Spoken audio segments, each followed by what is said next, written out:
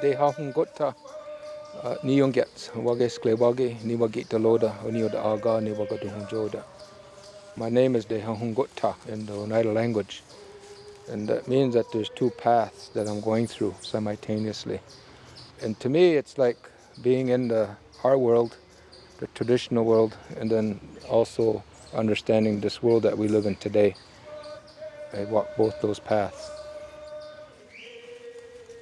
I'm from the Bear Clan, Wage Sklewage, and Onioda Aga, that's the people of the Standing Stone, what today we call the Oneida Nation.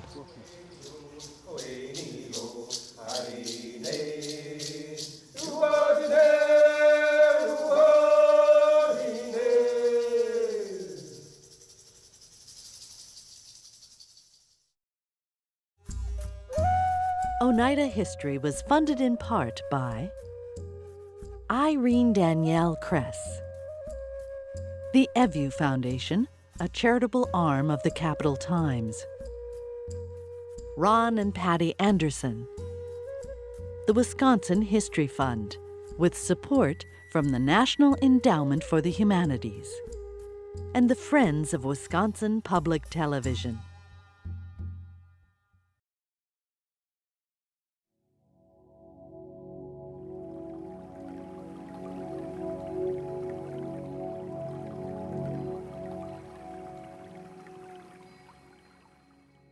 When you talk about who we are as people, I could talk for days, but I'm trying to wrap it up in a little bitty nutshell to kind of give you some insight, I guess, or just the understanding, as to who the Oneida people are. That would begin with our creation story and our purpose, for being here. And primarily it's just as the caretakers of the land, respecting it.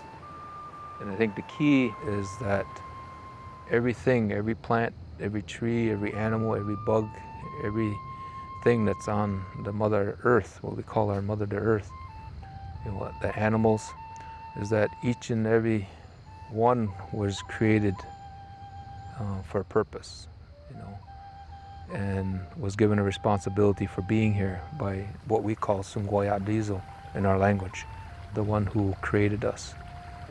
And our understanding is that the human being, they were the very last things created. Different colors, different sizes, different languages, and different customs, just like everything in creation. That they talk about that web of life, everything's connected. And so our creation story teaches us about respecting everything. It teaches us about responsibility that we have as the human beings, as protectors and caretakers of this natural world. It teaches us about reciprocating, of giving back, through ceremonies and thanksgiving and acknowledgments. And the key, I think the most important part of it is the relationship, that the Creator had intended for us to have this relationship, intimate relationship with all of creation, all of the human families. Over time, different teachings have come to our people. The Lodinoshoni Ha'aga, what we say in our language, is the people of the Longhouse, what contemporary people call the Iroquois. But there's a number of Iroquois nations, and each one has retained some information. The Mohawks, Oneidas, Onondagas, Cayugas, and Senecas, and later on the Tuscaroras. And what I've been doing for the last 25 years is trying to learn all of them and combining them so it gives a clearer picture of who we are. I made reference to the earth as our mother, because our understanding is that that's where everything was molded and shaped from, by this being. And so we look to her as our mother. We look to the different greater forces around us, and there's relationships there. The thunders are our grandfathers. There's a story behind that, The stars are our relatives. There's a story behind that. The sun's our elder brother. There's a story behind that. The moon's our grandmother. There's a story behind that. There's a story connected with everything, and it's all rolled up into that creation story. As time progressed and people began to multiply, different people went off into different directions. And in our oral tradition, it tells us that we originally came from the southwest area. It talks about this great river that we crossed that ran north and south. It went off into the northeast, it tells us, and that different nations arose from that. And when the nations began to identify themselves as geographically from where they lived in our homelands in New York, we became known as the Oneida History, the people of the standing stone or granite. Our relatives to the east became the Ganyangi Haga, what we call the people of the flint, the Mohawks. And our relatives to the west of us were known as Onundage Haga, the people of the hills. You're getting into the foothills of the Appalachian Mountains there. And then next to them was the Cayuga Haga, the people of the Mucky lands, the Cayugas. And then the Jitwana Haga, the people of the mountains, the Senecas. So every nation, which its name is derived from the territory that they resided on, for centuries, probably thousands of years. And within each, there were a number of clans too that emerged. And there's a story behind that too of how the clans came to be. It tells us that there came a time in our history that there were so many people when people were dying, is that the people, everybody mourned, and so that began to affect the ceremonies. It disrupted the whole social society because people were grieving all the time. And there was a messenger that came here, that was sent here by the Creator to put things back into order. An idea came from this young man. We ought to pattern ourselves just as the natural world is. Because we're matrilineal, it's our eldest women who are the ones that speak for that family. And different families, these old ladies and all of her offsprings, her sisters and her nieces and daughters and their offsprings and spouses, that's how they would live in their homes, their longhouses, matriarchally. The man would go and live with them when they marry in. Those old ladies were always in the habit of getting up early in the morning. And so what they were instructed to do was to pay special attention of that real quiet time, real sacred time at daybreak. And over time, each one of those old ladies, there was an animal that came to them. 3 from the sky world, 3 from the four-legged, and 3 from the water world. So for the Oneidas, we have 3 clans, bear, turtle, and wolf. But there's 3 different kinds from the canine family. There's 3 different kinds of, or sizes of bears from the bear. And there's 3 different types of turtles. So there's 9 distinct families that eventually became the Oneida Nation. And it's like it with all those other nations as well. Each one, there's a certain number of clans that it's composed of. And over time, there's different messages that we received. The clans came first, then the ceremonies came. And the ceremonies was our way of giving back, of showing, of honoring, things in creation. And it's cyclical. We follow the natural cycle of the universe, the seasons. And so there's ceremonies to give thanks for certain times of when we harvest things or things become ripe in the natural world. And with each one, there's a story behind it as well. The songs as well, how they came to us, whether it's medicinal, ceremonial, or what we call a social dance, just for fun, entertainment. And even in that creation story too, it talks about over time, as people became sick, different spirits came, different animals, and volunteered to assist, to help the people, because they have a power, they have a medicine. Just like, like today, a lot of these plants and trees and everything we look at, there's medicinal purposes that they serve. And the most important plant that the Creator gave to the people was the oyunkwa'un, what we call the native tobacco. Because again, in the creation story, it tells us that that plant originally came from the sky world, where there's another world out there somewhere. And from that world, a woman fell from there who was pregnant. And she set into motion what we have today. And that was one of the plants she brought from that world. And our instructions is that whenever we take anything from the natural world, is we can offer it, make an offering, and talk to that plant, just like I'm talking to you. Because that plant, he understands, or it understands, because it was here when those languages were created, so you know those languages. And so again, to show that respect, we just don't go out and take, and we have a ceremony, that's what it is. Because we take that little bit of time to sit and talk to that plant and share our understanding of why that plant's here.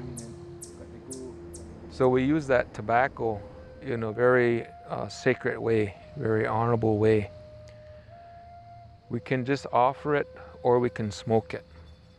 Our people, we've had pipes, but nothing like what they have in the plains, those kinds of pipes. They were more functional pipes, made from clay, and that's what we did.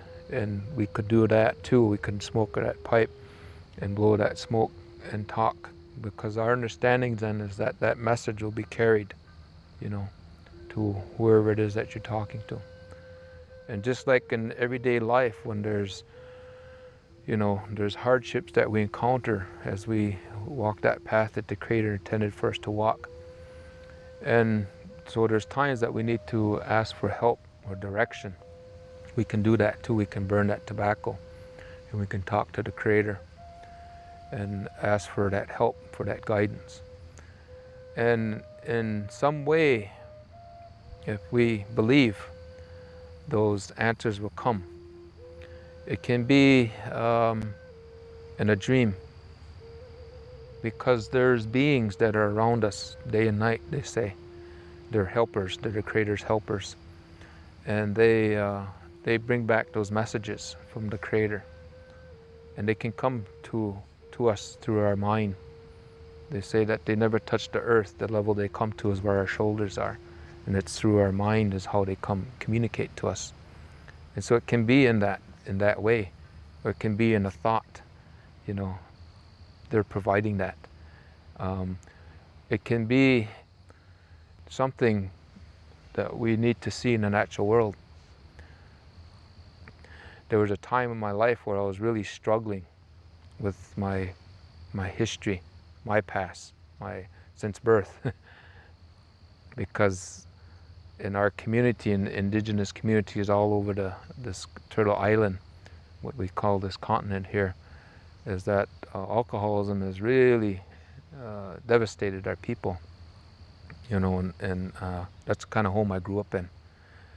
And so I was really struggling with some of those issues of growing up, that domestic abuse.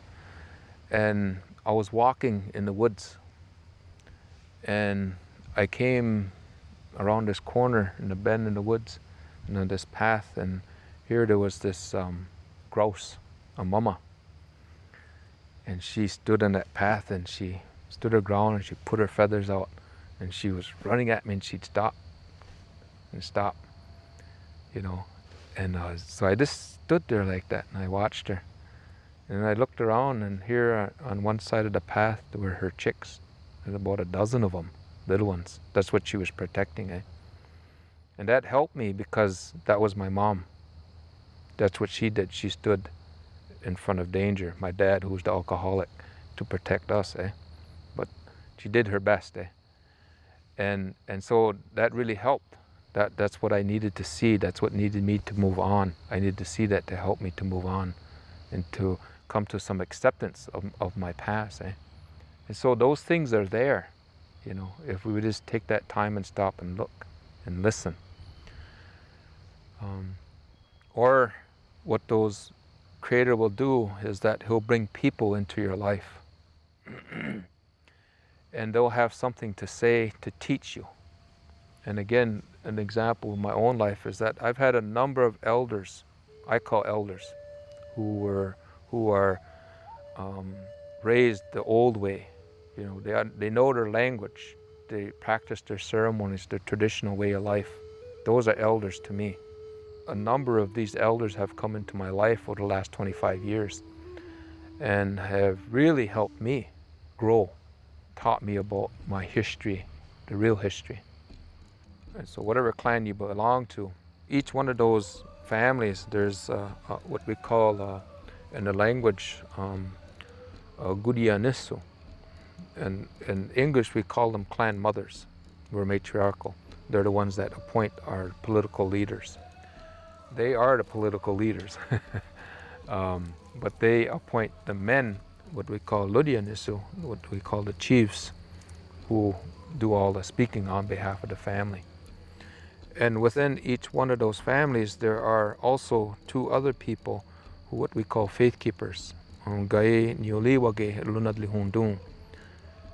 what that means is that they're the ones that are responsible of ensuring that the four sacred ceremonies that came to us as Iroquois people are carried on.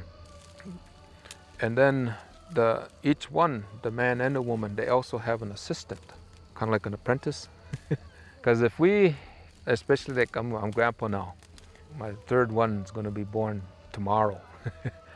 And you get a whole different perspective on life when you start having grandchildren, because you're doing more observing than taking care of. And our elder people, they can see that in children. They can see what their gift is. Like I was saying in the creation story, everything here the Creator put here, placed here, planted, has a purpose for being here. The same is true with the human beings. Each and every one of us too is here for a reason. That's the old belief. Not everybody is a teacher. Not everybody is a singer. Not everybody, is a leader, have those characteristics or qualities to be that. You're born with that. And so what those old people did, those elders, they would watch the children as they're growing up. And they would see which one has that ability, that natural gift, as a peacemaker, or as a singer, or as good with crafts and things like that, or who is really good with a memory and can tell those stories, from just listening to it maybe one time. The old people, they can see that in the children. And so then they're kind of groomed then, they're steered in that direction. Maybe eventually that person's going to be that clan mother. So she'll be by her side then, And even in the language, when we talk, like in English, we say a clan mother, it doesn't really give justice to what that really is, that responsibility. But in the language, Gudianisu, you can look at that word and you can take it apart. And inside of there's a part of that word that talks about a way of life, a path that you're taking, a responsibility. When you look at that journey that they're going through, life goes on infinitely. That journey that you're talking about is all those responsibilities that's tied to that, as that matriarchal leader for that family. And this is where they talk about the 7 generations. That's a part of that too. Because you're looking, that's how far ahead that you're looking on that journey that you're taking through life.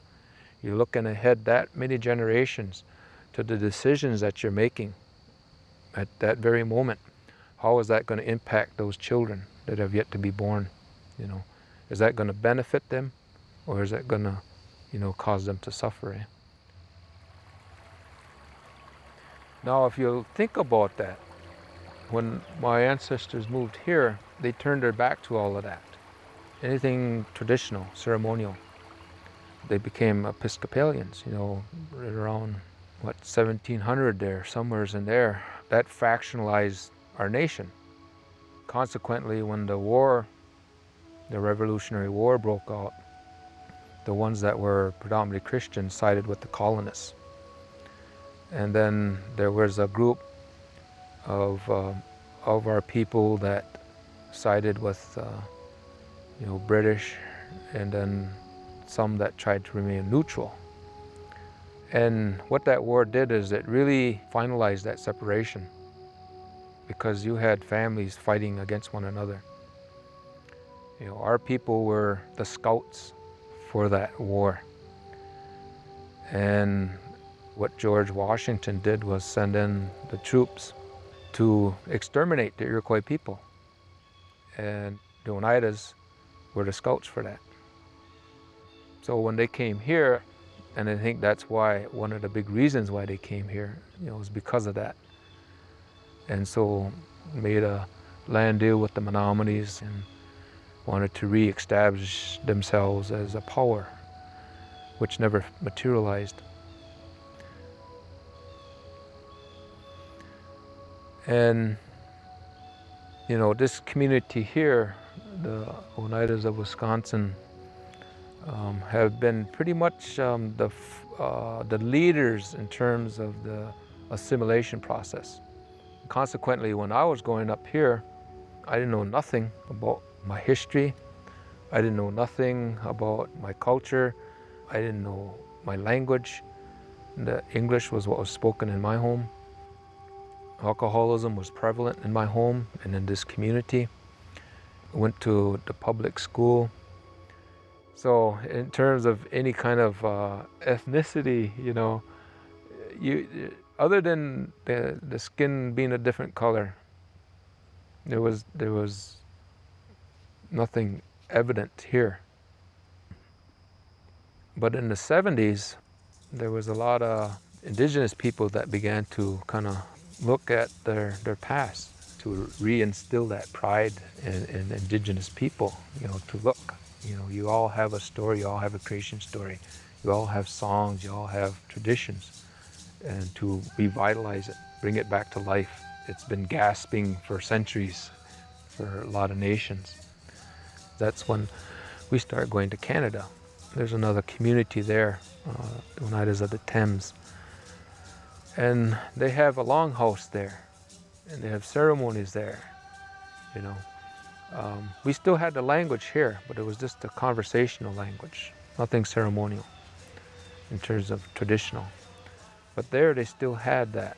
And there's many communities on the Canadian side that had longhouses, and just a few on the state side. And so we went there, we started attending ceremonies and started learning there. And that's where my pilgrimage began in terms of learning my history. And from that, we built the longhouse here.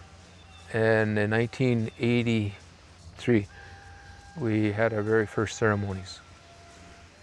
And from that time on, the last 25 years, we were able to do them ourselves now in the language. That's what we're doing today, we revitalized it.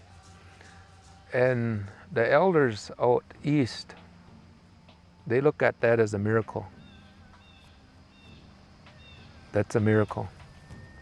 That we're, the people from this community here, are carrying on our ceremonies by people from this community, which I believe never ever occurred. Up until 1978, I think, it was illegal. It was illegal in this country for Native Americans to practice their traditional beliefs.